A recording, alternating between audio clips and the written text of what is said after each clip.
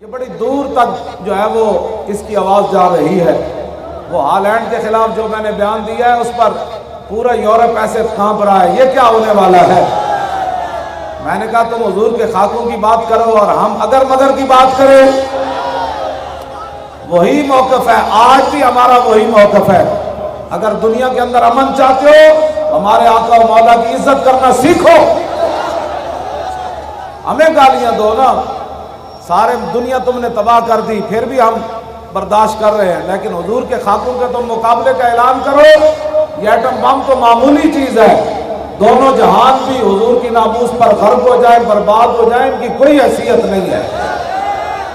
Holland اور جتنی بھی شیاطین ہیں دنیا میں جو حضور کے بارے میں بات کرنا چاہتے ہیں، ان کے لیے ہمارا موقف یہی ہے، ہاتھ کھڑا کر کے ان کے لیے ہمارا موقف یہی ہے کہ وہ باز آ جائیں، ورنہ ہم ان کے اوپر ایٹم بم گرا دیں گے۔ حضور کے بارے میں بات برداشت نہیں ہوگی۔